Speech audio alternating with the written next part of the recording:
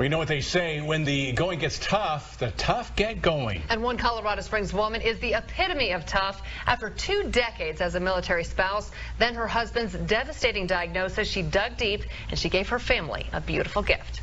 Annie Mezzafonte likes to watch things grow.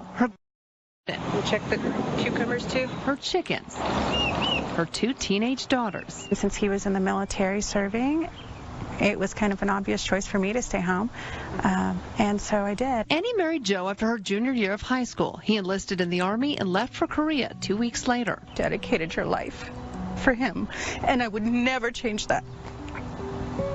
I would move every 2.5 years. I loved it. We loved the military life. Their world changed on April 3rd, 2001, when they welcomed Ani Kyra into the world. Then again 2 years later with the birth of Cicely. Just got to see them grow into beautiful women. But that's something Joe missed out on. As a drill sergeant, I'll get home, they're asleep. I leave, they're still asleep. There were times when I'd get up early enough to hang out with my dad in the morning, even though it was like 3 in the morning, because he was never home because of the military. Annie was determined to give her husband the same gift she enjoyed, the precious gift of time. It was an obvious choice for us to switch. At 33, she went to college. She was the first in her entire family. She's getting 3 majors, finance, accounting, and economics, and then a minor in photography in 4.5 years. When she graduated from UCCS, Joe retired from the Army. During that process, we found out that he had a TBI. So the pressure was on for Annie to become the breadwinner. Armed with 2 degrees, she thought she was ready. But you hear a lot of times, oh, but you served too. But then you go to transition into the civilian world, and suddenly the rules change. No was a word she heard a lot. I have the degrees, but you still hear things like, but you don't have the experience. That was hard.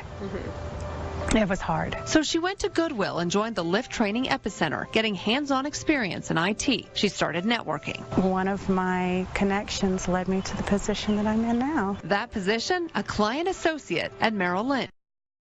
I didn't think I would be in the position I am today, doing a job that I absolutely love. As for Joe, he loves his job too. I'm the SAC chair for their school, Odyssey Echo, and I'm also on the DAC, the District Accountability Committee. I volunteer time with decorating for dances and building stuff for the Student Council. Here you go. 3 years later, and we make a chicken coop.